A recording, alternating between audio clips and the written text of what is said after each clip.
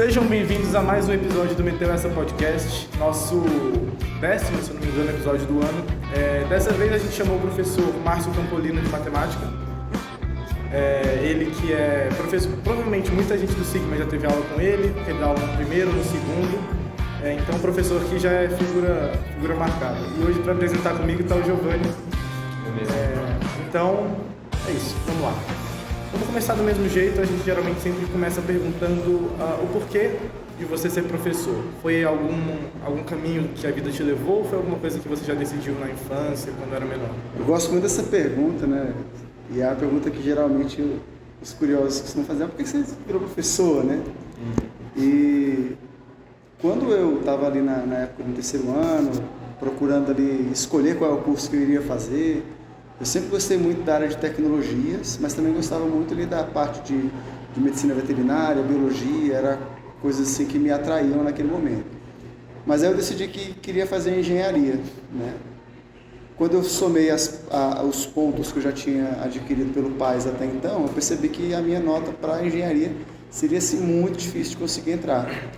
Aí em conversa com o meu professor de matemática à época, ele falou assim: Márcio, então entra para matemática, você vai aproveitando e fazendo as matérias já que são comuns ao curso de engenharia e vai tentando fazer engenharia pelo vestibular convencional, porque quando você conseguir entrar, já aproveita as matérias que você já fez. Só que quando eu entrei no curso de matemática e comecei a ter a primeira matéria, né, o cálculo 1, né, a matéria que assusta muita gente, eu descobri que era aquilo que eu queria fazer. Então, assim, eu costumo brincar assim, que não foi eu que escolhi a matemática, né, foi ela que me escolheu.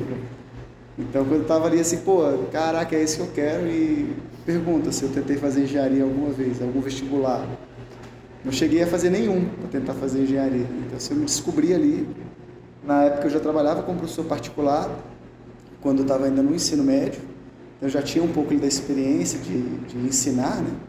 E sempre foi algo que eu gostei muito.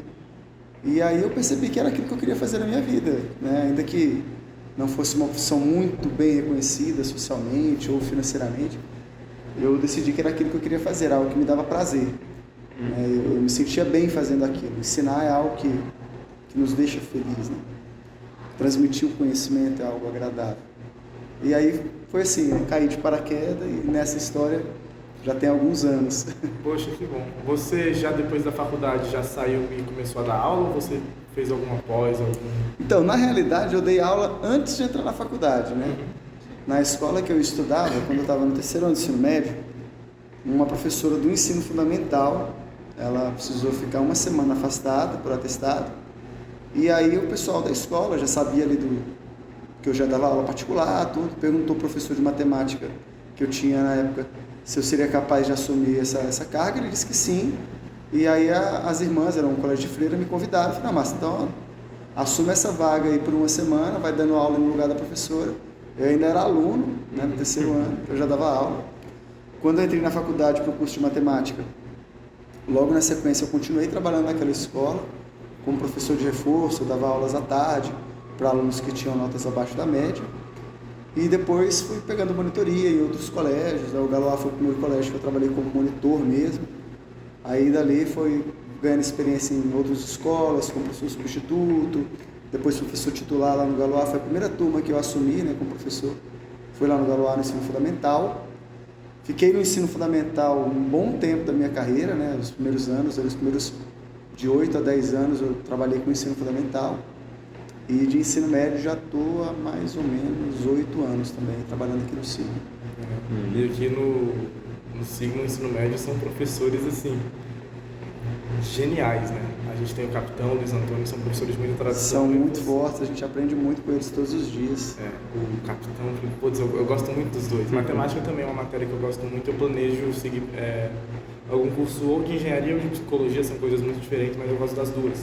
E os dois me motivam muito assim, a estudar matemática, tanto que eu estava tentando começar a estudar cálculo 1 por fora, e é uma coisa maravilhosa, né? Quando você pega o lado bom daquilo, é fantástico. E você fazer parte de uma equipe tão forte é uma coisa a se orgulhar, porque... Eu não tive uma base tão forte, né? Eu vim de escola pública aqui em Brasília, eu fiz até o que seria o 9º ano de vocês hoje, né? Que na época era a 8ª série. Eu fiz em escola pública aqui em Brasília, tive uma base bem ruim, sofri com muitos problemas de greve na escola pública aqui em Brasília. O meu 7º ano, por exemplo, né, que foi o 8º de vocês, que é uma série muito importante para a matemática, né? Tem muito conhecimento ali que é desenvolvido, produtos notáveis, equações de segundo grau. Geometria muito também. Muita geometria. E eu tive basicamente 4 meses de aula, porque eu estava matriculado numa escola que entrou em greve, ficou muito tempo em greve e não voltava. Meus pais decidiram me tirar daquela escola e colocar numa outra que não tinha tido greve. Então eu perdi metade do 7º ano, né, da 7ª série. E aí, assim, isso impactou demais, né? A minha base construída ao longo do ensino fundamental foi bem fraca, né? Apesar de eu ter um pouco de facilidade com matemática. Quando eu entrei no ensino médio, lá no Carmen Salles, onde eu estudei, eu tive muita dificuldade, né? A primeira série do ensino médio, eu fiquei em recuperação em matemática. Foi a única a única disciplina que eu fiquei em recuperação na primeira série do ensino médio foi justamente matemática. Né? E aí eu percebi que, poxa, se eu estudasse um pouco mais, eu daria conta. E me esforcei, consegui pegando o jeitinho ali, os detalhes, né? Os nuances da matemática. E aí depois do 2º e 3º ano eu consegui passar tranquilo, né? Mas não era assim um aluno excepcional em matemática. Eu tinha um pouco de facilidade, tive um bom professor no 2º e no 3º ano, professor que já foi meu colega na rede pública, eu sou professor da rede pública também, a gente já trabalhou junto, né, por muitos anos lá em Taguatinga, né, um professor que eu sempre tenho contato com ele está me orientando em algumas coisas, inclusive para o próximo passo que eu quero dar na minha carreira, que é fazer um doutorado, né, já tenho especialização, já tenho mestrado, e estou tentando encaminhar para o doutorado, então ele tem me ajudado um pouco nesse caminho também. Então foi um professor que fez parte da minha vida desde o meu ensino médio. Então, um cara que fez diferença, né? E a gente sempre vivencia, né, ao longo da escola, assim, algum contato com algum professor que, cara, aquele cara ali, às vezes muda a chave, né? Muda a nossa forma de pensar, muda a nossa forma de enxergar o mundo. E esse professor de matemática, ele foi muito importante, né, para o desenrolar da minha vida profissional. Poxa, que legal. Esses professores, assim, realmente direcionam você, sim, né? Não que eles queiram mudar o caminho, mas acaba que, poxa, eles influenciam, tem um poder muito grande de influência mesmo. Você, creio que seja um exemplo disso. Pelo menos no EAD, a gente teve muitos professores, a gente teve 2 anos, e não eram todos que a gente conseguia prestar uma atenção tão boa, conseguia ter um desempenho tão bom. Mas acho que matemática era uma das únicas que eu continuava interessado a ponto de assistir às aulas. Então eu tenho que agradecer você, porque hoje, se eu tenho uma base muito boa, um interesse muito forte, também é influência sua. Então, obrigado. E creio que você saiba a influência que você tem como professor na vida dos alunos, né? Eu procuro me dedicar muito ao que eu faço, assim. Eu coloco muito amor mesmo, assim, no meu trabalho. A minha entrega é sempre por completo, eu nunca entrego só um pedaço do que eu poderia, né? Eu sempre me dedico o máximo que eu posso. E no período de EAD foi bem complicado, né? Foi. A gente teve que se reinventar, a gente estava acostumado com um padrão de aula, quadro, alunos, e de repente a gente se viu numa situação em que a gente estava dando aula sozinho praticamente. A interação era muito pequena, né? Nem o rosto do aluno. Nem o rosto do aluno a gente via às vezes. Aliás, a maioria das vezes. Às vezes a gente via. Mas então assim, foi muito difícil para mim, assim, eu construir um jeito de dar aula que é um jeito muito dialogado, né? Então assim, a minha aula, se depender só de mim, ela flui muito pouco, né? Então ela depende muito dos alunos, da participação, do envolvimento. Eu vou tentando conversar com o aluno durante a aula. E aí eu sofri um pouco no EAD. Primeiro, pela ausência desse bate-bola, né? Porque a interação era bem menor e não era oral, era muitas vezes ali pelo chat, vinha com um certo atraso, então perdi um pouco da dinamicidade do diálogo, né? Então isso, assim, eu sofri um pouco com isso. E um pouco que a gente sofreu também foi em conseguir se adaptar a esse novo modelo, né? A aquisição de novas estruturas para que a gente pudesse transmitir um conteúdo, cada professor tentando aprender situações novas, ferramentas novas, para poder trazer o melhor que ele poderia naquele momento com aquilo que ele dispunha, né? Então foi um momento bem difícil, bem difícil. Fico feliz de saber que ainda assim eu consegui atingir alguns, né? Infelizmente, muitos a gente também não conseguiu atingir, né? Então assim, o aluno que de fato se dedicou, eu tenho certeza que alguma coisa ele conseguiu levar, né? Ainda que ele tenha aprendido muito menos do que ele poderia, se ele estivesse presencialmente, participando da aula, e eu podendo acompanhar, olhar o engajamento do aluno. Mas muitos alunos, infelizmente, né, tiveram uma lacuna muito grande aí nesse período e que está sendo reflexo agora, né? A gente está conseguindo perceber isso agora, quando voltamos presencial, provas presenciais, né? A falta de hábito de estudo, a falta de hábito de fazer tarefa, a falta de hábito de assistir a aula, né? De fazer as anotações durante a aula, né? O uso do caderno, a responsabilidade com o material. Então perdeu-se muitos hábitos, né? E a gente está tentando ainda retomá-los. Já está bem melhor do que no início do ano, mas ainda não está como pode, né? É uma perda que acabou impactando os anos seguintes, né? Assim, é difícil correr atrás do prejuízo que teve da pandemia. Os prejuízos não são só de educação, né, da escola em si, são os prejuízos sociais também. Famílias, né, que foram desestruturadas. A gente que perdeu assim, 2 anos de convívio e a gente está justamente na fase da adolescência, impactou com certeza. Eu sinto que eu me transformei muito nos 2 anos passados e eu me transformei tanto quanto nesse ano, porque eu tinha desaprendido muita coisa que eu voltei a viver. Então é um período de outros aprendizados, né, a pandemia, e aprendizados muito duros. Foi um período muito mais difícil, mas enfim, foi o que foi, né? No final das contas é olhar para trás, perceber tudo que aconteceu, né? E em cima disso refletir, poxa, mas o que de bom eu posso tirar disso? O que de produtivo a gente pode trazer disso? O que eu pude aprender com isso para que eu possa me fortalecer para um futuro, né? Um momento mais à frente, se a gente precisar passar por uma situação semelhante, tomara que não, né? Mas a gente vai estar muito mais preparado.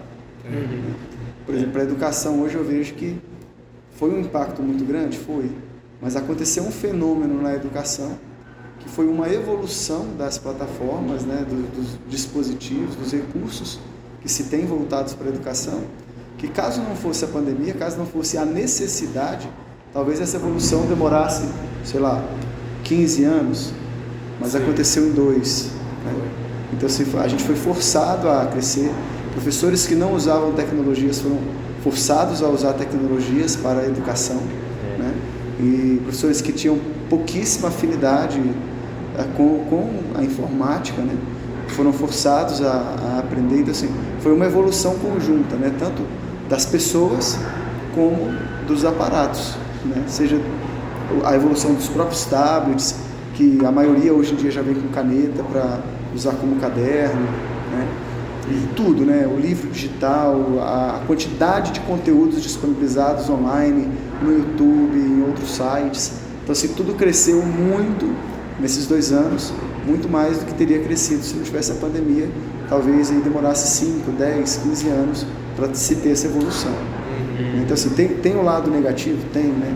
Muitas famílias foram massacradas, né, com o vírus da Covid, o convívio social de vocês, como você colocou, né? Tudo isso teve um peso muito grande, né, para o desenvolvimento de vocês como pessoas, da interação, do diálogo, da conversa, né? Muitas pessoas ficaram fortemente impactadas psicologicamente com essa reclusão em casa, né? Muitas pessoas, adolescentes, entraram em estado de depressão, né? Então, assim, é muito triste, né, a gente ver esse lado negativo, mas a gente também pode tirar dali alguma coisa positiva. Né? Aquele velho ditado, né? O que não mata fortalece, né? Então, se quem sobreviveu voltou uma pessoa mais forte, a educação veio mais forte, e a gente espera que agora a curva de crescimento se mantenha acelerada para a gente poder recuperar o tempo perdido. Esse 1 ano não foi suficiente, né? Os danos causados aos aprendizados de vocês, principalmente os alunos mais novos que perderam coisas muito básicas, né?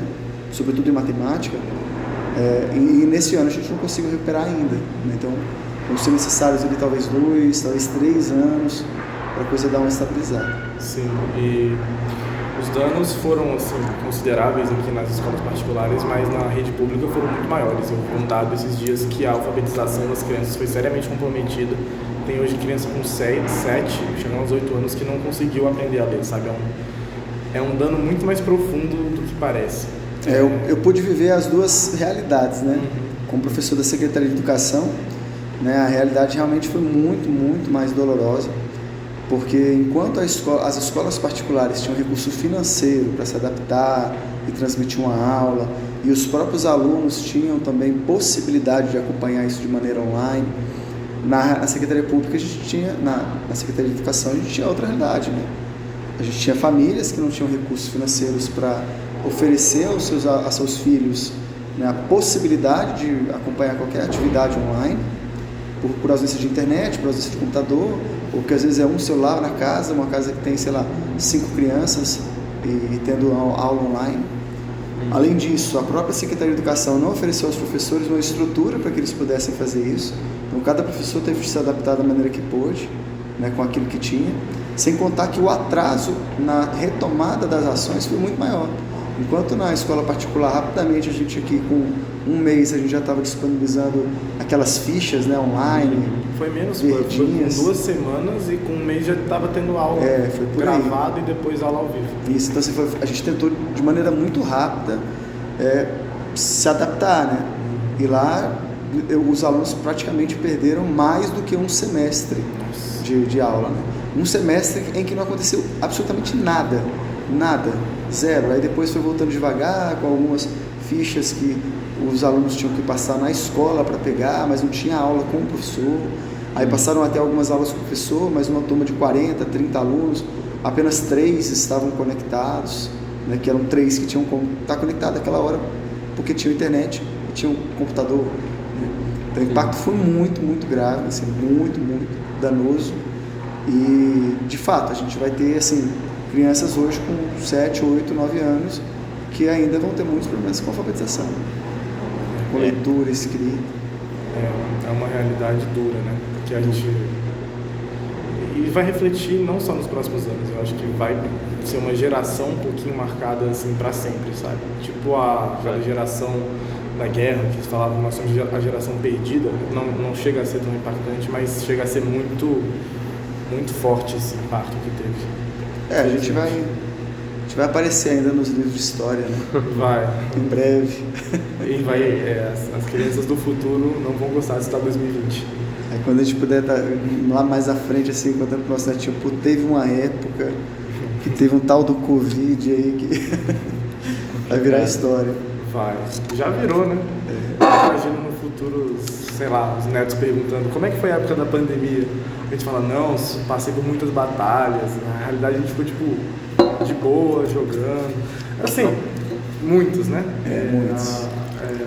Quem tinha condição. Né? Quem tinha condição. Mas foi uma época, mesmo que a gente tinha internet, essas situações, foi difícil. Não só, porque não é só isso, né? Muita questão social também. A minha preocupação maior é quando a gente olha assim, a gente tem a realidade, uma realidade muito pequena, né? Que é a realidade do Distrito Federal, a realidade de Brasília, que é uma realidade que mesmo dentro do Brasil, ela é completamente diferente se a gente olhar para os estados, né? Sim. Então, conversando com professores, colegas, amigos que são professores em outros estados, a gente vê assim como essa diferença de realidade é grande e como o impacto em cada lugar foi realmente diferente. E se a gente for mais distante ainda, para comunidades mais carentes, para zonas rurais, né? Poxa, imagina como é que foi o impacto disso lá, né? Porque, assim, com certeza a educação ela foi muito, muito judiada com a pandemia. Todas as áreas da sociedade, né? A economia, a educação. Mas algumas evoluíram, né? Por exemplo, se a gente pensar, por exemplo, na produção de vacinas. A produção de vacinas evoluiu muitos anos, né? Com a pressão, a necessidade de se criar uma vacina e os laboratórios realizando pesquisas que antes não realizavam, a própria ingestão de dinheiro ali, né?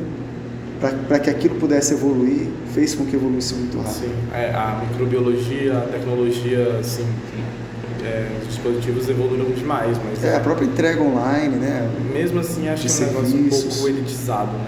Com certeza. Também. Então, foi uma coisa muito ruim, mas a gente tem que evoluir. A gente aprendeu muito, eu acho, como sociedade, espero que tenha aprendido. Alguns aprenderam a duras custas, né? Por exemplo, você está falando assim, alguns serviços evoluíram, mas em contrapartida outros, né, microempreendedores, o cara que dependia ali do contato e que teve que de repente fechar sua loja porque estava impedido de abrir por um decreto do governo, né?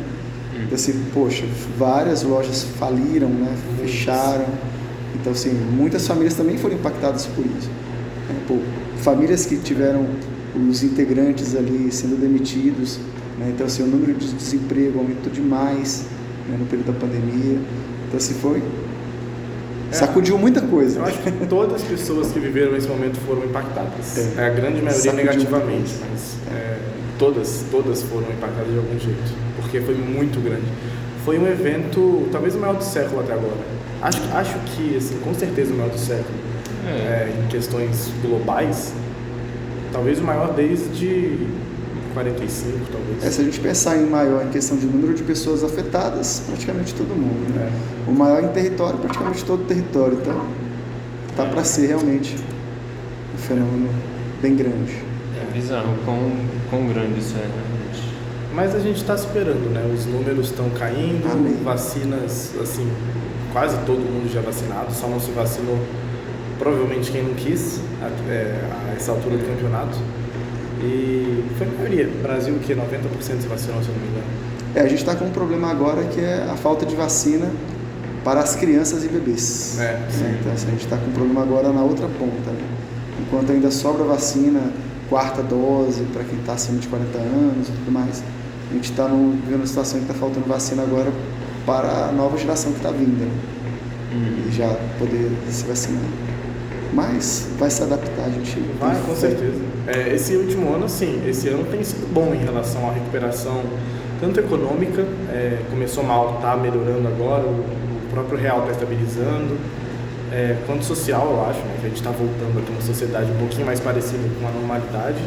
Ainda tem efeitos, mas não são tão fortes quanto foi em 2020 e ano passado. O passado foi. A gente já está podendo ficar um pouco mais sem a máscara, podendo respirar. Aliás, você que deu aula no final do ano passado, a aula de máscara atrapalhava muito? Ou Cara, vocês muito, chegaram a acostumar? Muito. Na verdade, assim, foi muito difícil enquanto eu estava tentando utilizar a máscara, né? Primeiro porque a minha voz, o meu tom de voz já é naturalmente baixo. Então, assim, os alunos já têm muitas vezes dificuldade de me ouvir, mesmo sem a máscara. A máscara ela já abafava um pouco o som. Além do que, com a máscara, a gente não conseguia fazer a leitura labial.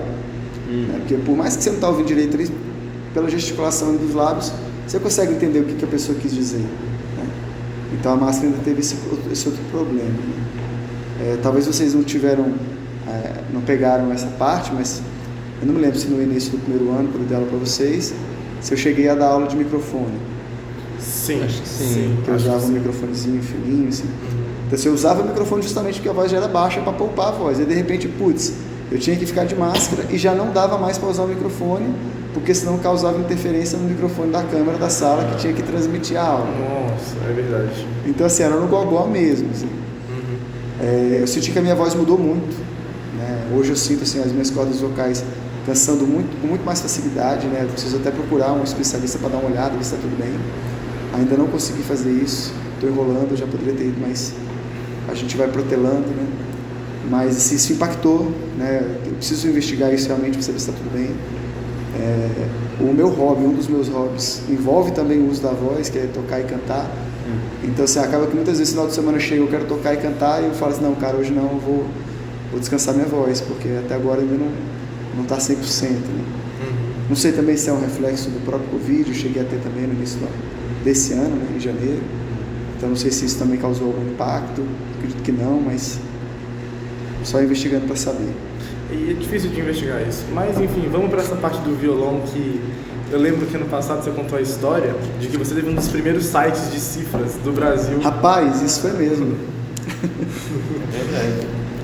Foi uma época muito vindoura antes, ou talvez ali concomitantemente a criação do então famoso Cifra Clube. Né? Na época eu tinha uma prima, chama Catrine, ela trabalha até hoje na área de TI, e eu sempre fui muito curioso com informática também. Informática era algo assim, que me fascinava, e eu queria saber programar, etc. E aí há muito tempo atrás eu aprendi a criar sites usando HTML. Né? E aí na época a gente usava muito mais aquelas animações em Flash, hoje nem tem mais, né? Flash acabou, morreu. E aí a gente... eu querendo aprender ali, ela, mas então o que você vai fazer? Aí, vou criar um site de cifras, né, que era o que eu gostava de fazer. Na época eu tinha muito pouco acesso a músicas cifradas, né?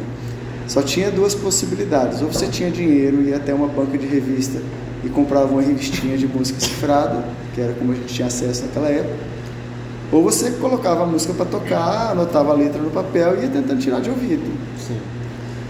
E aí nessa época começou a surgir alguns sites, eu não me lembro se o Cifra Club começou a surgir nessa época, com pouquíssimo repertório também, né?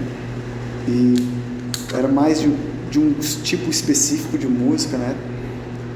E eu tinha um livro também de cifras, eu comecei a transcrever tudo que eu tinha, né, até então, e colocar nesse site.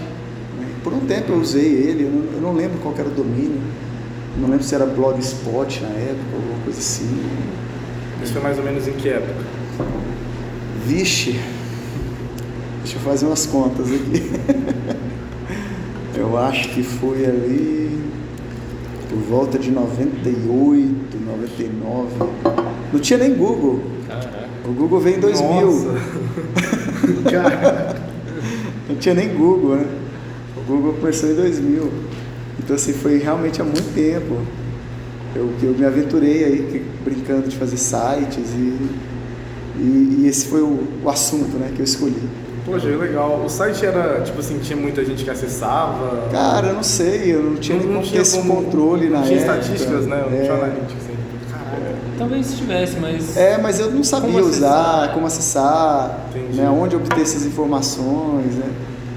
Gente, era tudo muito mais complicado que é hoje, acredita. A gente não era nem nascido. Eu não consigo nem imaginar como que era, né, um computador em 99. Internet de escada, cara, e você ia carregar uma imagem, aí o site não podia ter muitas imagens, porque senão o site demorava muito para carregar. Hoje em dia não, você coloca imagens com alta definição, vídeos com alta definição e carrega muito rápido. Um bando de anúncio. Hoje está demais.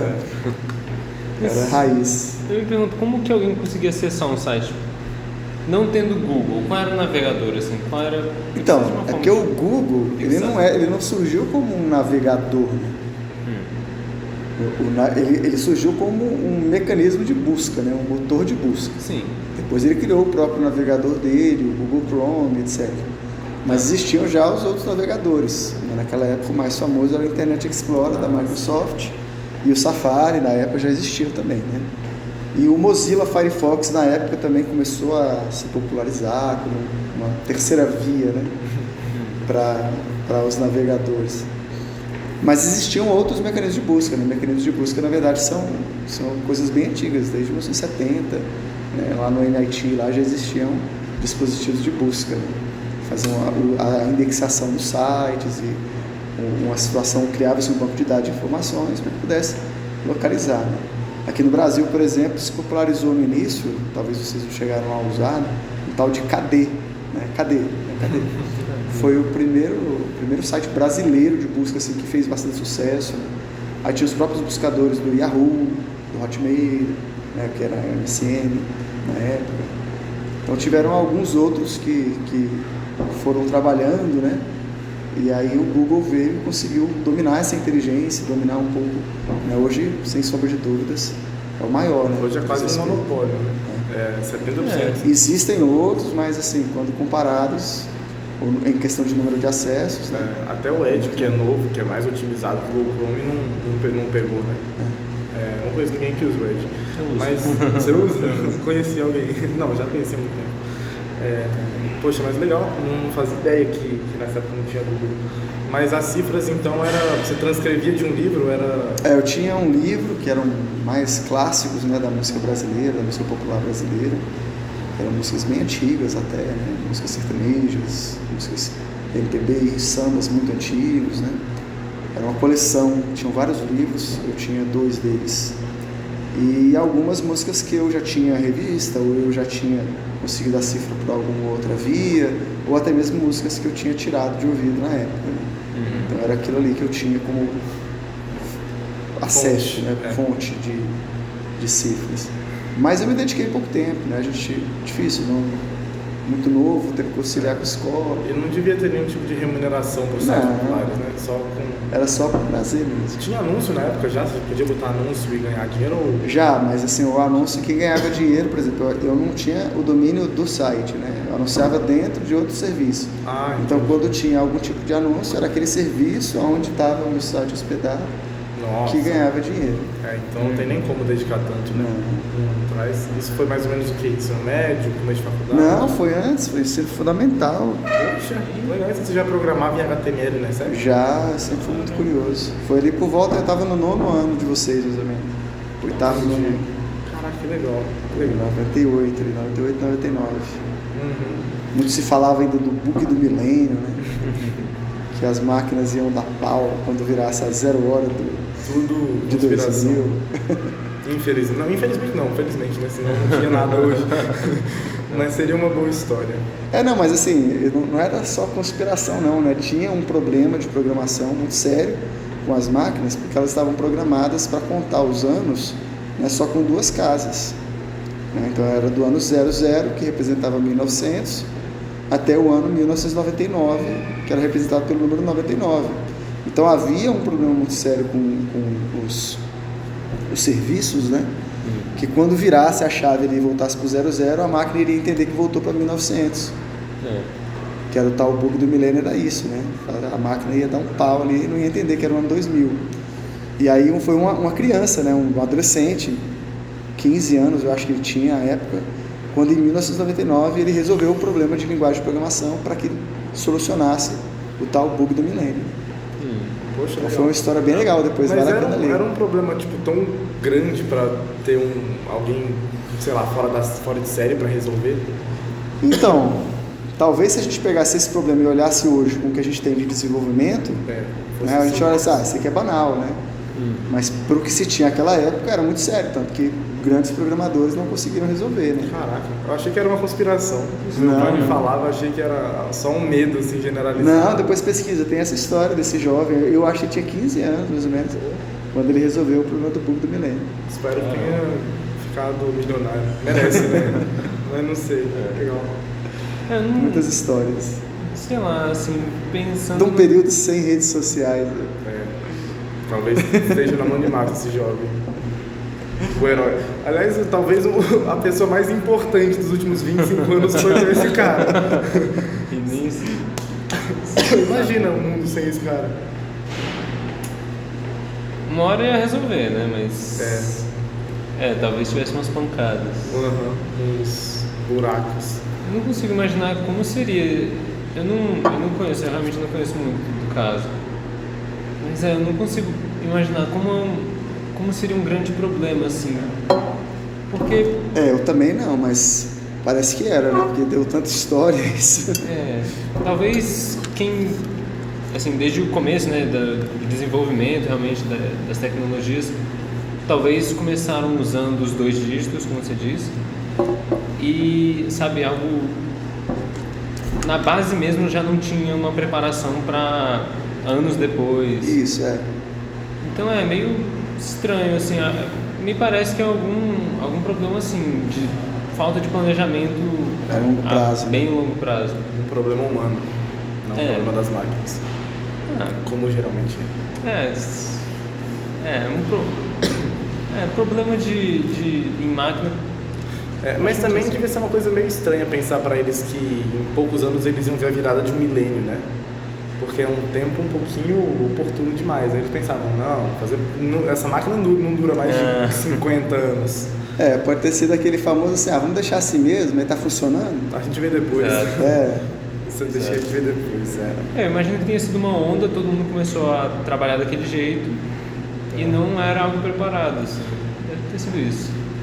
Pode ser, mas também, sei lá, as máquinas iam parar de funcionar ou elas só iam estar apresentando a data 1900 ali? Pois não sei. No Windows ia ficar, sei lá... Não sei que efeitos práticos teria para isso. Né? Não vivemos o bug. Poderia estar um bug no sentido, se o computador está entendendo que é 1900, mas como é que pode ter um arquivo produzido em 1999?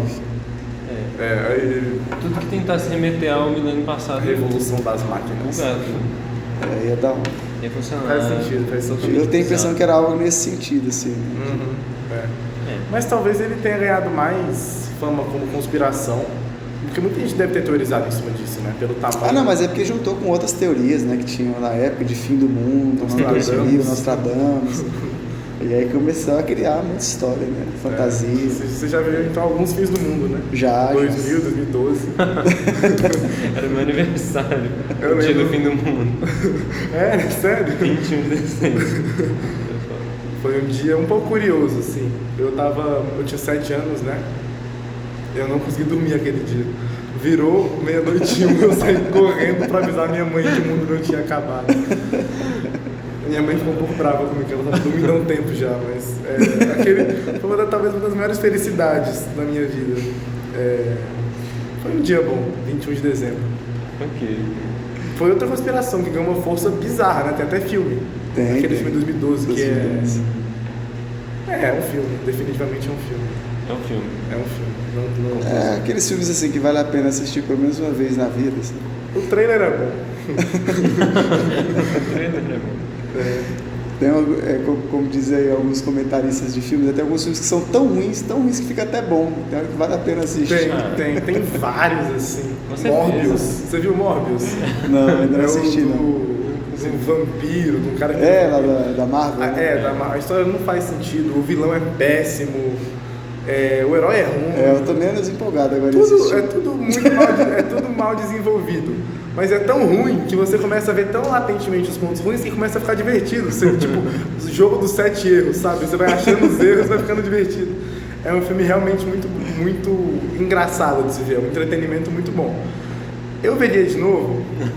Acho que não, mas foi um entretenimento bom, sabe? É uma coisa que eu não tiraria da minha vida. Tomara que o Rambo seja melhor nessa birosca. É só isso que eu sei do filme. A frase mais Célebre. célebre. É uma frase totalmente aleatória, um momento que não faz sentido, que fica na cabeça. É um filme, sim, excelente. Aliás, faltam filmes hoje tão toscos. Os filmes hoje são medianos, tem alguns que se sobressaem, mas não tem um filme ruim que você vê e você fala, Ah, não, nossa. tem. Se pesquisar, acha. É. Tem. Mas geralmente esses filmes não vão muito no cinema, né? Às vezes Não. saem.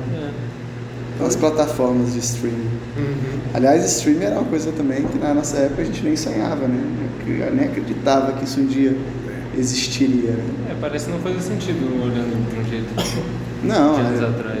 Quando começaram assim a aparecer assim, começou a popularizar um pouco mais o acesso à internet, porque até o acesso à internet era uma coisa assim, muito restrita, né? Apenas quem tinha muito dinheiro tinha condição de bancar um computador e um acesso à internet. E era muito interessante porque no início a internet era discada, então ela contava um tempo de uma ligação. E ligação naquela época era caro. E aí tinha uma história de pulso, né? A cada tantos minutos contava um pulso, como se estivesse ligando de novo, né? Como se fosse uma nova chamada, né? E aí, o que era a história, né? Dava meia-noite, no período da madrugada, só contava um pulso a madrugada inteira.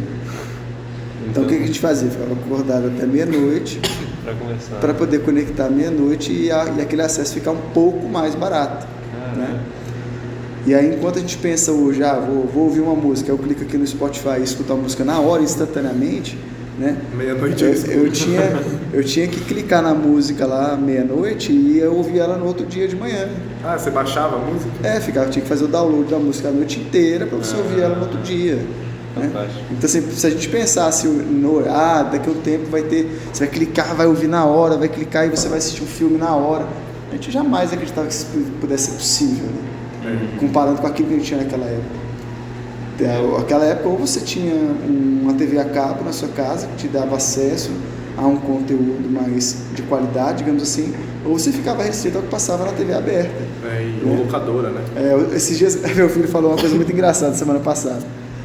Tava lá, aí minha esposa pediu para ele ligar na Globo, né? Porque ela queria assistir a Globo. Aí ele ligou lá e falou, mamãe, mas tá passando o Globo agora? Aí eu fiquei pensando assim, a realidade do menino é de Netflix, né? Tipo, ele vai lá e escolhe o que ele quer assistir. Então, muito provavelmente ele está associando que a Globo tem um horário específico que vai passar a Globo, né? A Globo tá lá 24 horas, né? Mas mãe, a Globo tá passando agora? É outra realidade, né? Caraca. Aí eu falei, caraca, velho. Tô ficando velho. Mas a realidade do streaming é uma das melhores coisas que tem, né? É um preço, assim, que tem se tornado acessível. Tipo, o Amazon Prime, R$15 um mês. é mais barato que muita coisa e, pô, resolução vai até 4K que você pode. É bizarro, é uma evolução muito rápida se parar pra pensar. Porque veio de 2012 pra cá. Assim, o que me preocupa ainda, né, nesse sentido e em outros conectados a ele, infelizmente a gente ainda tem uma discrepância muito grande, né, social. Muito. Por mais que pra gente fale assim, é muito barato, é muito fácil, mas para algumas famílias talvez R$15 por mês seja muitíssimo surreal gastar isso num serviço de streaming. Sim, mas Sendo que eu poderia estar comprando um saco de arroz que duraria com 2 certeza. semanas. Mas assim, eu digo, tipo, se você comparar com talvez preço de locadoras, não, sim. você teria acesso a muito menos. Hoje tem dado lucro, então tem dado lucro para quem faz e tá bem mais acessível, por mais que não esteja 100%. Espero que um dia seja, mas eu acho que do jeito que... É engraçado você falar de locadora, porque recentemente um desses canais que eu sigo estava postando uma capa da revista Pequenas Empresas, Grandes Negócios, né?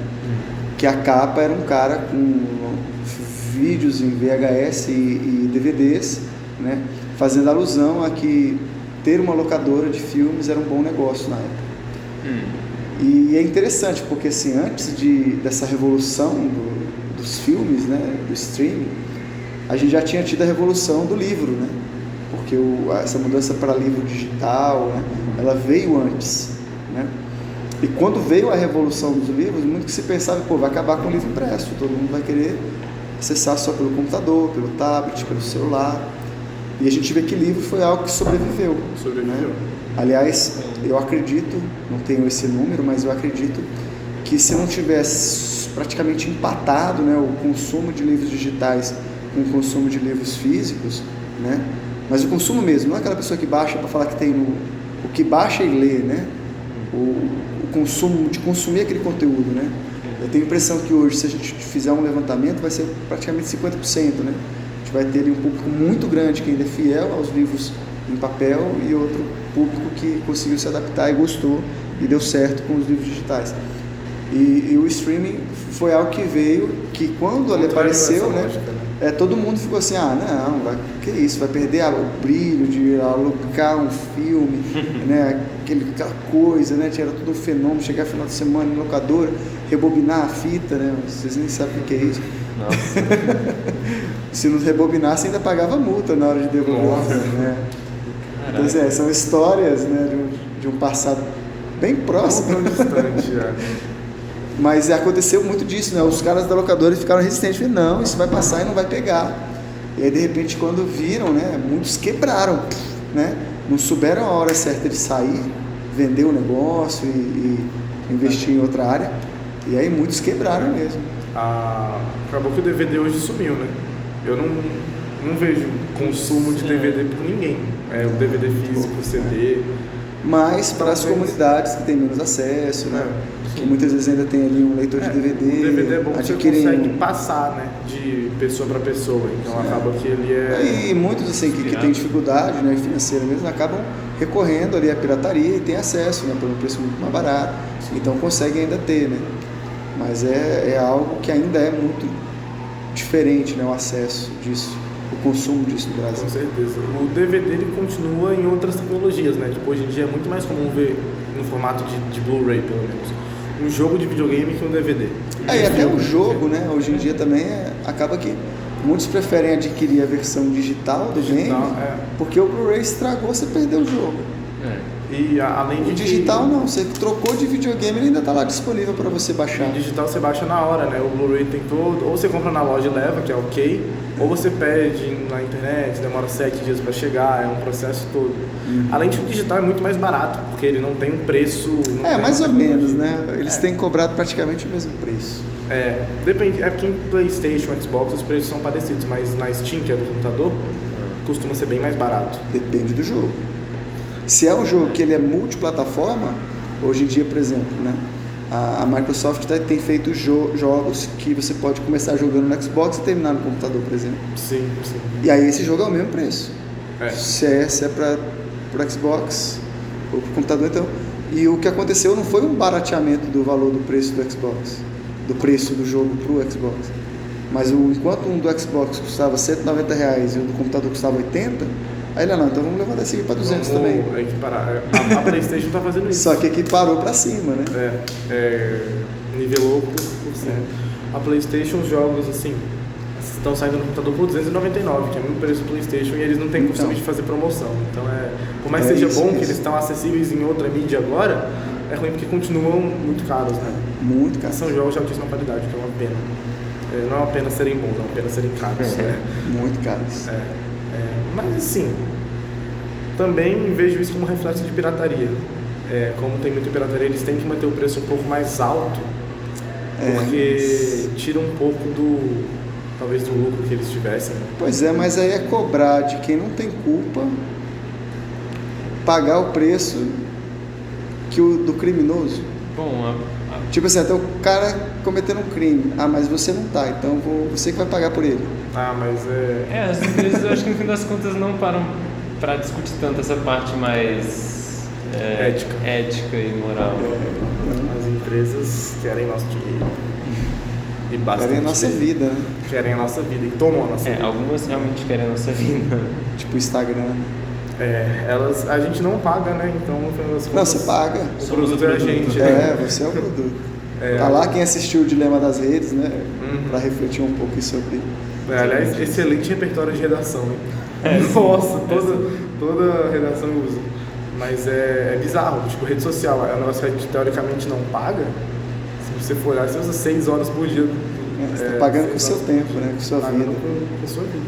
E não é um tempo bem gasto de modo algum, porque não traz um prazer muito grande, não traz conhecimento, não traz nada. Mas grande parte. Mesmo depende quando traz, do que você... não é tão grande, sabe? Não, mas depende do que você escolhe seguir, né? Você pode se alimentar daquilo, de conteúdos com qualidade, né? De coisas que de fato vão te acrescentar, né? Ou você acaba consumindo conteúdo que talvez eu diria que são emburrecedores, né? Sim. Conteúdos retardantes ali, né? Eles consomem você, no pior sentido. Mas muito do tempo, porque são todos produzidas de um jeito para tirar o máximo de tempo da gente, né? O algoritmo genial que eles têm E aí, falando um pouco ali da sua área que você quer, né, de psicologia, né? Ali tem, além de técnicas muito ricas, né, de engajamento para manter a gente preso ali, né, consumindo aquele conteúdo, a questão da recompensa, né, trazer aquela satisfação momentânea. Na outra ponta a gente tem então os problemas psicossociais que são causados por uso, né, demasiado dessas redes, né? Sim, então assim, a questão de hoje em dia a gente eu vejo, né, nesse meu tempo de profissão, alunos hoje muito mais ansiosos do que num passado pouco distante, né?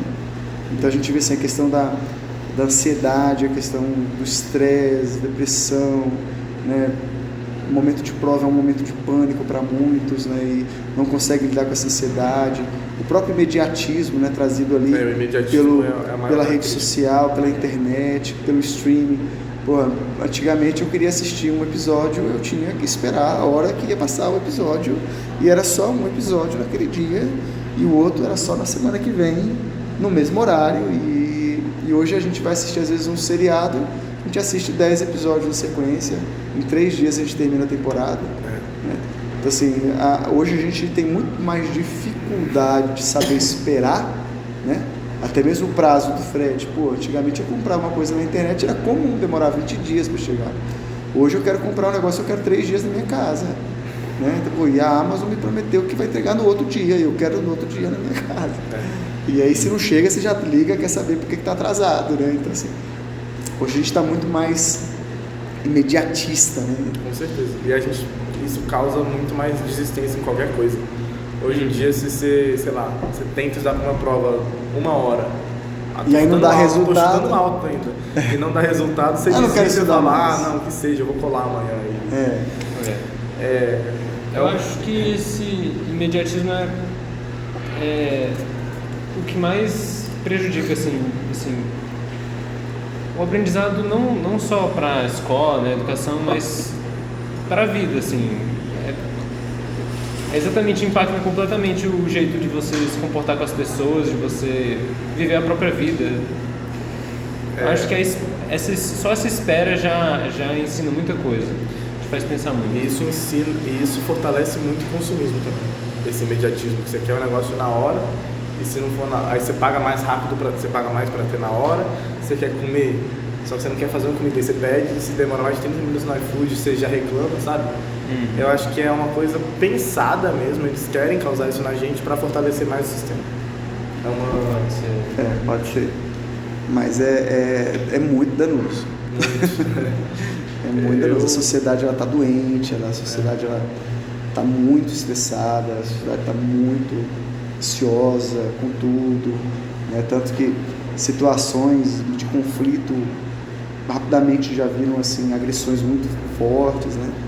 E é um estresse assim, a não saber respeitar o outro, saber respeitar o limite do outro, né? Pensar sempre em si em primeiro lugar e não em comunidade, que para mim é o grande mal, né, na sociedade. A sociedade ela pensa primeiro em si, cada um pensa primeiro em si, a maioria, e deixa o pensar coletivo em segundo plano, seja na escolha de um candidato, como que esse candidato pode ser melhor na minha vida, como que ele vai impactar na minha vida, aí na dos outros, dos outros não importa, eu quero saber na minha vida, o que vai mudar na minha vida, eu vou estar nesse candidato. Então isso impacta muito, né? E a vida em sociedade, porque a pessoa pensa nela, mas em detrimento da qualidade de vida de muitas outras pessoas. E muitas vezes elas nem sabem como é a vida das outras pessoas, elas vivem tão fechadas numa bolha. E tipo assim, eu vivo numa bolha claramente, Brasília mas é isso. eu tento ver um pouquinho a mais, um pouco amplo, para ver o que vai ser melhor para as pessoas que precisam mesmo de alguma ajuda a mais. E muita gente está tão fechada na própria bolha que é incapaz de ver uma pessoa que sofre, sabe? Você vê alguém em situação de necessidade na rua, você já fecha a janela do carro, você não olha pra cara, sabe? É bizarro como a gente é feito para ignorar o problema dos outros e para supervalorizar o nosso. E meio fortalecendo, isso vem se fortalecendo. Eu penso até em coisas até mais simples também, né?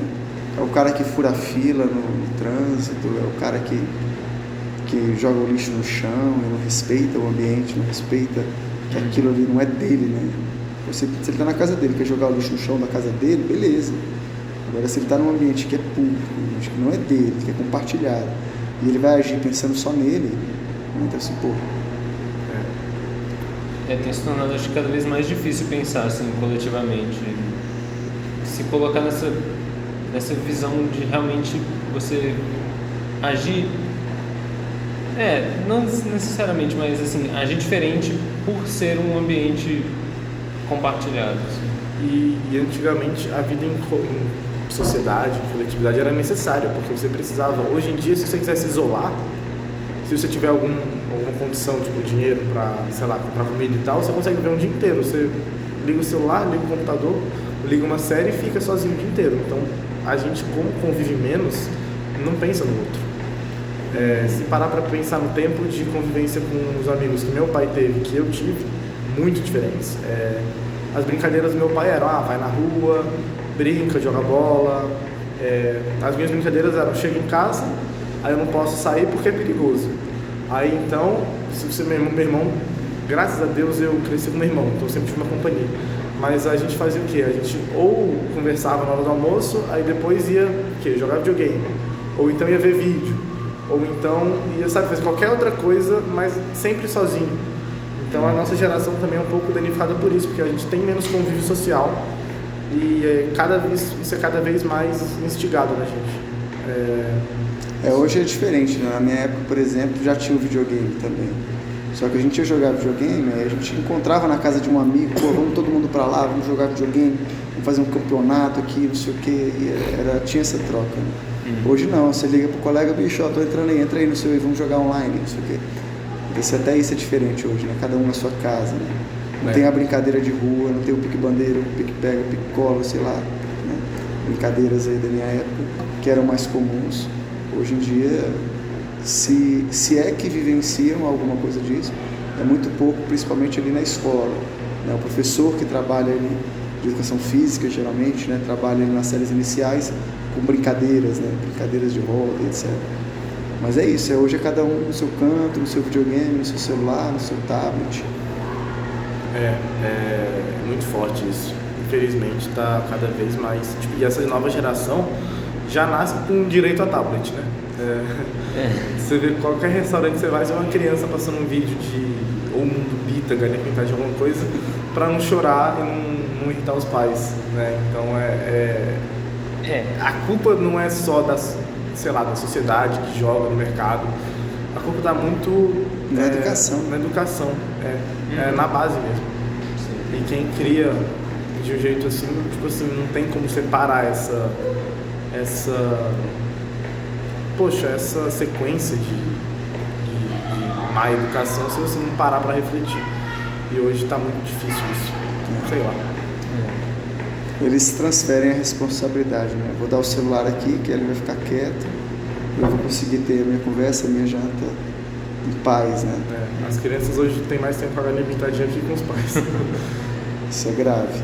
É grave, é bem grave. Acho que no final das contas também é uma ilusão de que, daquela forma, pelo fato, por exemplo, da criança não chorar, por exemplo, como você falou, acho que isso traz uma ilusão de que é uma situação melhor, porque ninguém está triste, assim. Mas eu acho que no final das contas, muito desses problemas vem por causa, acho, da supressão da dor. Acho que é isso. É imediatismo. Sim, exato. Tudo gira em torno e vira uma bola de neve. Mas acabam alimentando um monstro, né? Acabam alimentando um monstro, que vai alimentar outros monstros, que são cada vez maiores. E é bizarro isso, porque é uma... Não façam isso com os filhos de vocês.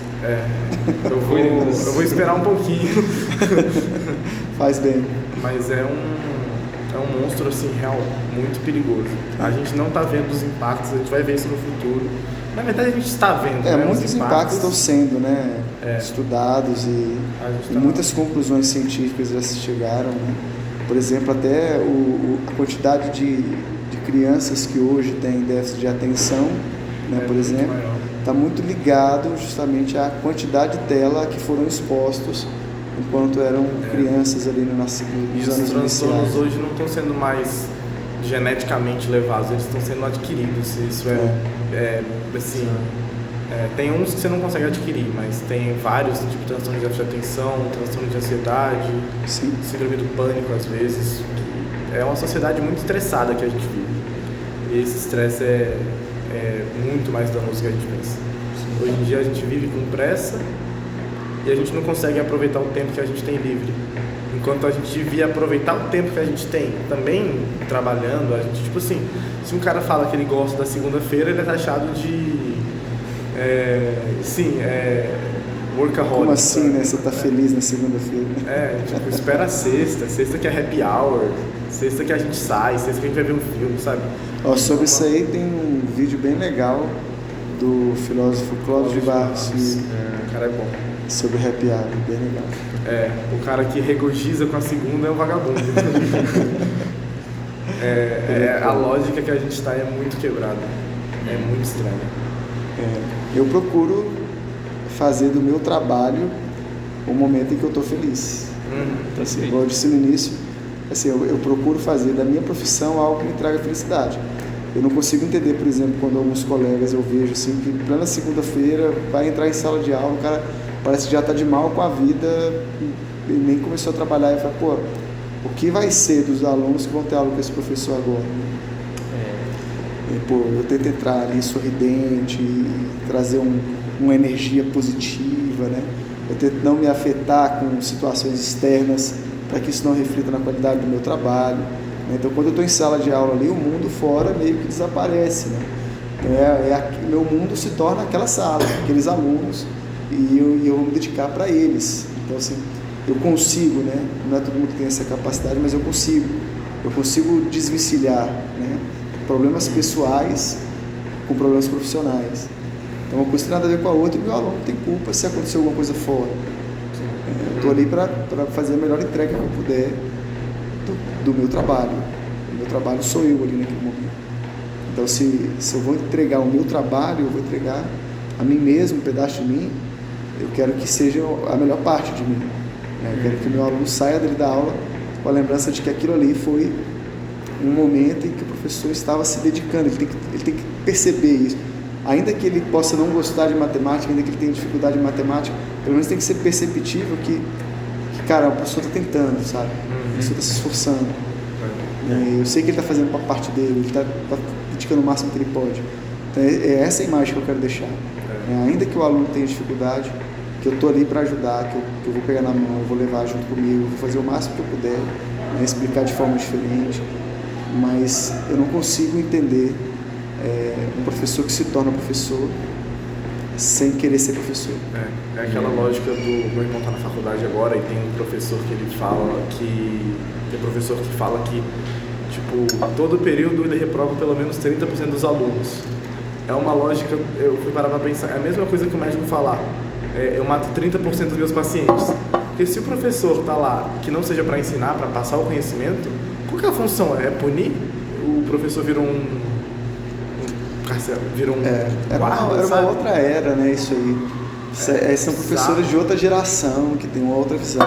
Eu já entendo também, como você falou, assim, eu não vou ficar feliz se o meu aluno for bem na prova. Muito pelo contrário, porque se ele for mal, se o desempenho da minha turma for ruim na minha avaliação do conteúdo que eu estou ensinando, é porque eu não estou fazendo bem o meu trabalho. Não é só isso, claro, né? Tem outros fatores. Mas a qualidade do meu trabalho está sendo avaliada também quando os meus alunos realizam uma avaliação do conteúdo que eu ensinei. Sim. Então, não faz sentido para mim o professor ficar feliz em dar uma nota baixa para um aluno. É a lógica que o aluno é o inimigo, né? Você tem que punir ele, você tem que, sei lá, é uma lógica tão... Eu também não consigo entender, não. O professor parece que está lá para... O Luiz Antônio fala muito isso. Tem muito professor assim, em universidade principalmente, tem. De cálculo 2, cálculo 3, cálculo numérico. Na escola também tem alguns assim. São menos, graças a Deus. O Sigma cria uma equipe boa de professores, é o que eu tenho assim. O que eu percebi nos últimos anos é que são pouquíssimos professores que às vezes não correspondem às expectativas. E o que não corresponde acaba não ficando muito tempo, né? Ele é substituído por outro até que se encontra alguém que... Mas está tendo uma evasão muito grande de professor também, infelizmente, no ensino médio. A gente já perdeu alguns esse ano, uns 10. Foi bizarro isso. Os substitutos são bons, assim, alguns até já são, a galera, todo mundo gosta, mas poxa, assim, a gente sofreu perdas que a gente não queria significativas, sofrer, né? Significativas, filosofia, música, o Thiago de música também, o Farley de música que também saiu. Cada um com a situação. Sim, a maioria desses casos, na verdade, todos esses casos não estão relacionados a uma didática ruim, a um problema do professor, né? Outra coisa na vida dele que fez. A Carol. Não, acho que não. A Carol. Mas eles se tornam. Que alguns saíram por projetos pessoais, mas eles se tornam muito mais suscetíveis a sair por projetos pessoais se as condições não estão tão boas. Não, sim, não. Exato. Enfim, mas é muito polêmico, eu não vou debater isso aqui. É porque eu acho que... a gente está na cabeça do Sigma, mas e um professor aqui na frente. Se quiser cortar, mas a equipe de professor aqui é muito boa. Eu vejo que tem um cuidado pedagógico grande aqui. Os orientadores são bons. E no ensino médio tem um pouquinho os professores um pouco mais exigentes, mas as aulas deles são a nível que eles cobram. Mas talvez, assim, deveriam ser um pouco menos. Só que não tem muita coisa a ser reclamada aqui, não. A educação que eu recebi aqui, porque eu sou desde o 6º aqui, 7 anos, é de altíssima qualidade, né? Com certeza. Oferecida é muito boa. Te deu uma base boa, né? Deu uma base boa. Então, mais que uma base, me deu interesse, que eu acho que é o que mais deve ser valorizado, que é, mesmo que o aluno não tenha muita base, não saiba tanto conteúdo, não entenda tanto da matéria, se ele tem curiosidade, ele vai correr atrás. Se ele tem curiosidade, aquilo ali vai ser uma coisa que ele gosta de fazer. Então, o principal da educação é a curiosidade, né? Não existe nenhum tipo de ensino se não existe curiosidade, se não existe interesse. Então, por mais que seja muito parte do professor, tentar criar um interesse, a parte do aluno também é atrás, né? Não dá para querer botar toda a carga da educação, do ensino no professor, porque às vezes tende a ser um pouco injusto até. considerando o número de alunos que o professor tem? Eu costumo falar assim, né?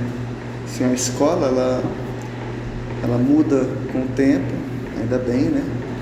Ela vai tentando se adaptar às novas realidades. Os professores também, a gente vai tentando oferecer aquilo que a gente pode, a gente estuda, a gente lê, a gente pesquisa, a gente troca ideias, experiências, que vão fazendo com que o nosso trabalho seja cada vez melhor. Enquanto com outras profissões, sei lá, com 3 anos de experiência, seja considerado um puta profissional, um expert naquela área, né?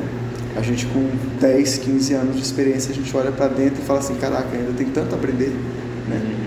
Para me tornar um profissional que eu vou olhar para mim, para o meu trabalho e falar, caraca, agora eu estou satisfeito com o que eu estou entregando, sabe? E isso é muito doido, né? Porque por mais que a gente faça ali todo esforço, né? A gente tem um público, costumo às vezes brincar que nós somos vendedores.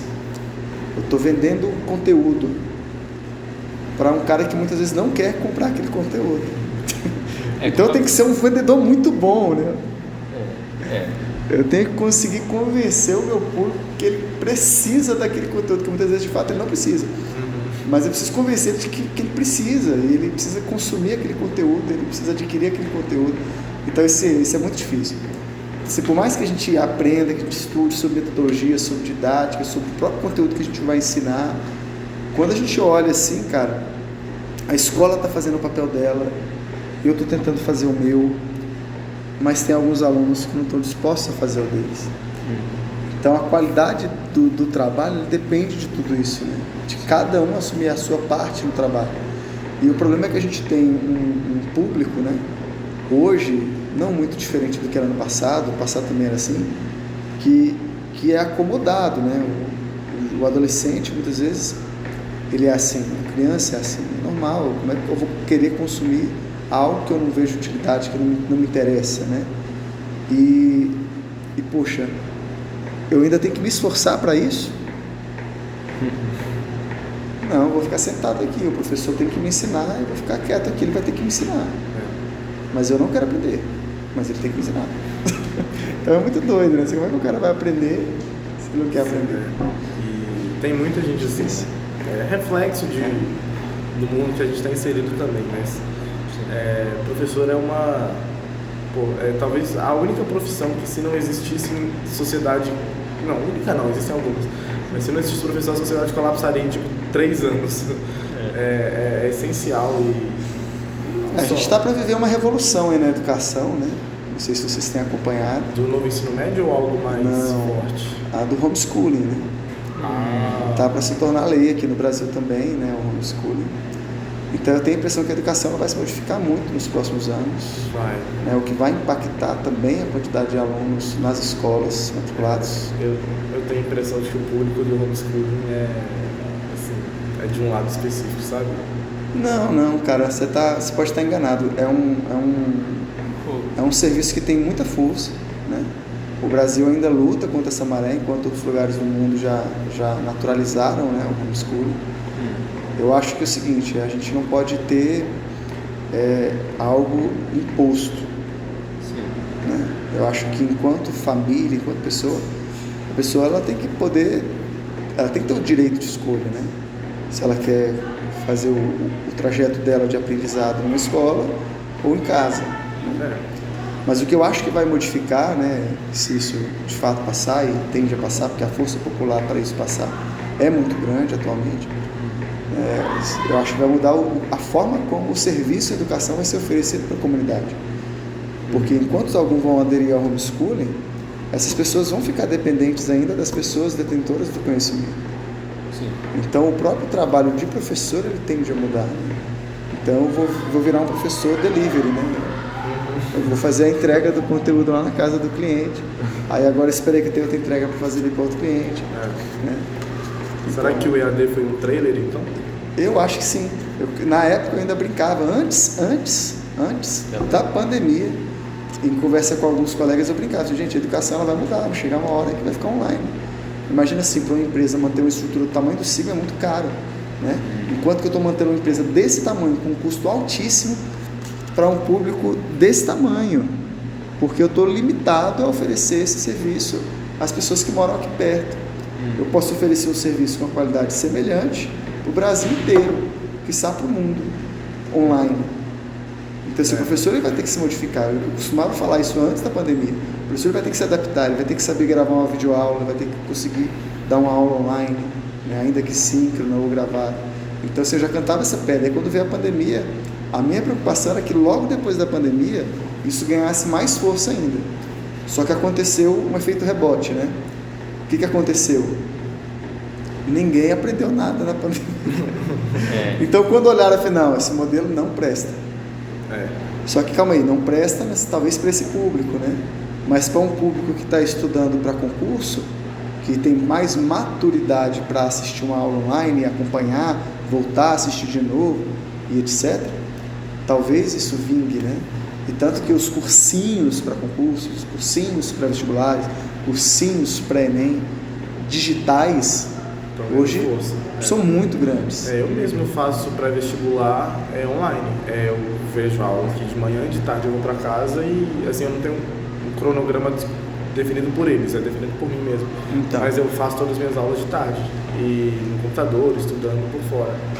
E realmente está dando muita força. O estratégia também de concursos, né? A gente teve um professor daqui que foi para lá, né? O Prazeres.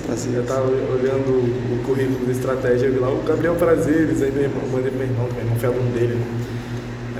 Pô, achei legal. E assim, na minha visão, uma vez que tiver o serviço de homeschooling, cara, muitas famílias vão optar por serviços digitais. Sim. Vão recorrer a plataformas digitais de ensino. Outros vão recorrer a empresas especialistas em oferecer o homeschooling lá na casa da pessoa.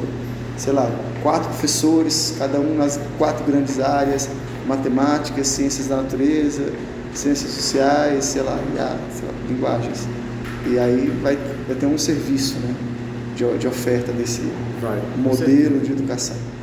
Então, assim, vai sacudir muito a educação ainda nos próximos anos, eu acho. Os serviços já existem, né? Por mais que ainda não estejam totalmente maturos, só falta Mas tem legalizar.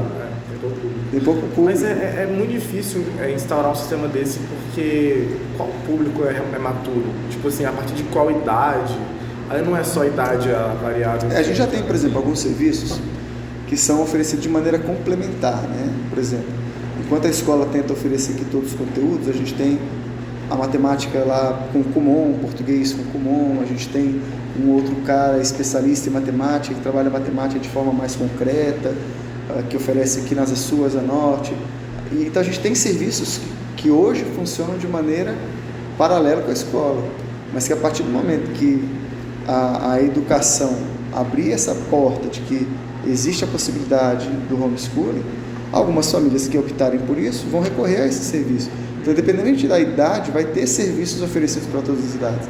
Na educação infantil, alfabetização, não tem aquela empresa ali que oferece serviço de alfabetização. Então, vai ter alguém especialista ali para atender o seu filho na sua casa. Porque, assim, é muito bonito o homeschooling quando a gente olha naquela ótica, né, de que, não, é a mãe que vai ensinar o filho, é a família que vai prover todo o aprendizado. Mas não é, né? O conhecimento específico, é muito difícil que alguém domine todos os conhecimentos específicos. E consiga dar uma... Por mais que ela consiga dar uma base, um start, vai chegar uma hora que, chegou no meu limite, agora eu tenho que recorrer a um especialista. Então eu acho que vão crescer serviços desse tipo, tanto de empresas menores, oferecendo serviços em casa, como de empresas online, digitais, que vão oferecer o serviço de educação virtual. Então é porque é muito mais barato, cara. Eu mantenho uma empresa que é um escritório, um estúdio para gravar aula, com um professor de matemática, ou eu mantenho uma escola com 20 professores de matemática para 5 mil alunos, mas eu posso ter um escritório dando aula de matemática para 20 mil alunos. Conhece o Ferreto, matemático, professor? Eu assino a plataforma dele, né? São 45 mil assinantes. É bizarro. E com isso eles vão ter que comprar uma mensalidade, mesmo que as aulas sejam muito boas. Muito barata. Eu pago R$30 por mês. Então, e recebo aulas, muito boas. Eles ganham no volume. Então essa é a lógica, né? Enquanto eu cobro uma mensalidade numa escola particular de R$2.000, R$3.000, eu poderia oferecer o mesmo serviço, com o mesmo lucro, se eu cobrasse, sei lá, R$500. E o aluno vai falar assim, eu não tenho R$2.500, mas eu tenho R$500 para pagar. para ter uma qualidade boa de ensino, então eu vou pagar 500. Online é melhor do que pagar 2.500 presencial. Você acha que a gente já está assim, perto, nos próximos 10 anos isso já está? Não sei, concretiza? vamos esperar aí para ver, né? É tudo muito surpreendente. É meio assim, no Brasil é um pouquinho difícil de prever, né? Se há 4 anos você perguntasse assim, se você já previa que algo do tamanho da Covid pudesse acontecer, ninguém iria. Se no começo da Covid você previsse que ia ter uma pandemia, ninguém ia acreditar. Foi engraçado que eu trabalho com o Alto Magno, professor de História, né? Na Secretaria de Educação, né? E aí, à época, quando veio o primeiro decreto do governador aqui de Brasília, que suspendia as aulas por alguns dias, a gente atolado de serviço, a gente, cara, yes, vai dar para dar uma respirada, vou conseguir entregar tudo no prazo. E aí, cara, a gente não tinha ideia, né? A gente foi assim, foi aí parecido. De repente uma semana virou 15 dias virou um mês, e de repente, foi o que está acontecendo? Dias, eu lembro, eu tava, quando o decreto fecha foi lançado, comércio e etc. Eu tava num restaurante, né? Era de noite, quinta-feira, eu tava, poxa, não vai ter aula amanhã é sexta, vai dar pra emendar o fim de semana. Aí até quarta que vem não tem aula. Aí terça, mais 15 dias, mais 15 dias, ainda é o prazo determinado. Aí o Sigma mandou aquela fichinha, AR Sigma, eu falei, acabou a moleza. Mas o primeiro reflexo de estudante foi de comemorar, eu acho também, né? Sim. Porque ia ter 5 dias, um feriado prolongado. Aí quando deu 15 dias a gente já não estava tão feliz assim, deu mais 15 dias e a gente já E o problema, aí vamos lá, né? Vamos voltar um pouco atrás para te lembrar um pouco disso, né? Eu não sei vocês, mas a sensação que eu tinha era que não, logo a gente vai voltar. Aí, não, logo a gente vai voltar. E a sensação que eu tive é que muitos estudantes ficaram nessa também de logo vai voltar, e aí se dedicaram um pouco ali naquele período. Aí quando se deu conta de que já não ia voltar, o rombo já estava grande, sabe? Tipo, perdeu muitas aulas, perdeu muito conteúdo, deixou de assistir muitas aulas. E aí, já não estou entendendo mais, vou largar a mão de tudo logo. E aí eu vou jogar, vou ficar online ali jogando. Eu lembro quando foi decretado os 15 dias, meu pai achou que ia ficar um tempão. A primeira coisa que ele fez foi pegar eu e meu irmão, levou no supermercado, a gente fez a maior compra da história, sabe? Tipo, 3 carrinhos cheios. Lotou a dispensa. Nos próximos 2 meses ninguém sai. Aí foi bizarro. Eu perdi um pouco de contato porque eu ficava, como era pandemia, meus pais são separados, eu ficava um mês com um mês com o outro. Aí teve uma época que ficou pior, eu fiquei 4 meses com a minha mãe, eu não vi meu pai. Aí meu pai tava implorando pra gente, nossa, foi bizarro, foi uma época estranha. Mas assim, superamos, né? A gente. Sobrevivemos com alguns arranhões, mas fomos. Isso foi o que foi, né? Foi, no final das contas, danoso à sociedade, mas fica de não aprendizado. dá pra parar, né? A gente, no estado que a gente tá, a gente tem que olhar pra frente agora. E tomar cuidado, né? Porque isso aconteceu, pode ser repetir, né? Pode. Então, assim, a gente vê muita gente brincando com coisas muito sérias, né? E fazendo combinações aí de vírus, criando novos vírus, como recentemente aconteceu, né? Quando usou algumas variantes da Covid, deu origem no laboratório a um vírus ainda mais poderoso. Se eu não me engano, acho que foi nos Estados Unidos. Né? Não vi esse caso. Eles estavam brincando, pegaram 2 variantes e começaram a misturar lá e criaram uma variante ainda mais poderosa, né, que nos ratos o índice de mortalidade foi de 70%. Nossa. Então, assim... Não solta na Disney. Mas os vírus, assim, acho que a ciência está um pouco mais preparada para enfrentar agora, que a gente passou por um investimento muito grande. Mas é bizarro pensar o que a tecnologia hoje é capaz de fazer.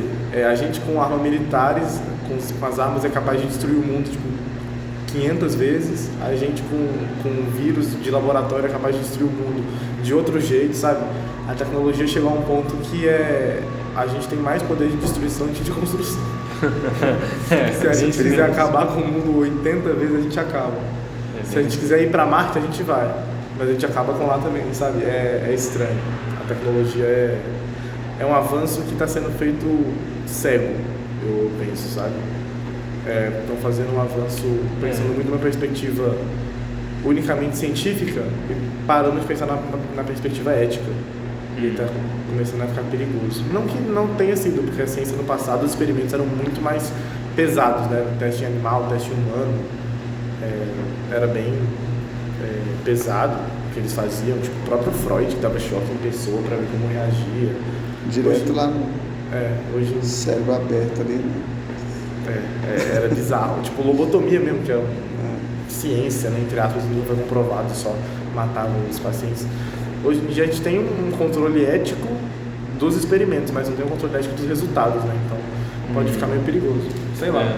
Mas não sei, não é prever a evolução da ciência, da política nos próximos anos é impossível. A gente pode tanto tomar um caminho bom quanto tomar um caminho que acabe com tudo em 30 anos. A gente está nessa situação, né? O poder que a gente construiu é tão grande que a gente... Eu acho que a gente tem um problema também muito grande, né? Que é a questão global, né? O tamanho da população global, como é que isso vai se dar, o próprio envelhecimento, né, da população. A fertilidade está muito baixa, mas Exatamente. O número de pessoas está muito alto, então tem uma contradição. A gente precisa de mais gente para sustentar esse número gigante de pessoas, mas a gente não pode, porque senão dá superpopulação. Então a gente está numa taxa, então, ou dá um problema ecológico ou dá um problema econômico, sabe? A gente está tendo que escolher entre os males, o que é sempre ruim. Vai ser difícil aí, mas a gente não vai estar vivo, eu acho, para sofrer com esse problema não, mas... Eu acho que vai. Assim, a gente vai chegar em 8 bilhões de pessoas dia 15 de novembro agora, né? A previsão, dia 15 de novembro a gente chega em 8 bilhões de pessoas no mundo. Mas a fertilidade está caindo, principalmente no Brasil, assim, países mais cristianizados, a fertilidade não está tão alta, não está repondo as pessoas. O que é ruim, mas o que também é bom, porque não causa superpopulação, né? Mas acho que a gente realmente, no Brasil não vai dar tempo de ver esses problemas não. Mas a Ásia, né, que a fertilidade é bizarramente grande, a África também está começando a sofrer com isso. Então são problemas que pessoas da nossa geração vão enfrentar. Espero que não a gente, né? Talvez os descendentes ali. Não, mas eu digo, tipo, pessoas já vivas hoje, em China. China já sofre esse problema há muito tempo, né? China tem 1 bilhão e 400 milhões de pessoas, é tipo 1/5 da população mundial. A cada 5 pessoas, uma chinesa, uma indiana, e as outras 3 são em aberto, é bizarro. Mas enfim, os problemas vão vir com o tempo, cabe a gente resolver, né? Cabe a gente evitar que eles venham, né? Nessa perspectiva de remediar não é tão bom. Prevenir é melhor. Tentar ver formas desde já para diminuir os danos. Esses caminhos são muito difíceis, são muito polêmicos. É estudo, ciência.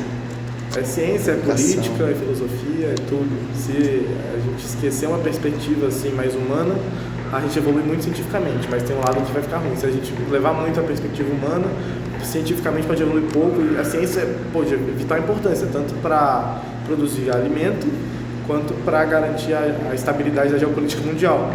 Mas sabe, a gente tem que tentar controlar as forças, porque são muitas. E se entrar em desequilíbrio, não estaremos aqui. Daqui a pouco. Mas então é isso, né? Acho que já é o quê? 4h30? Já passou aqui um pouquinho. Caraca. Mas então, obrigado pela audiência. Caraca, que melancólico esse final.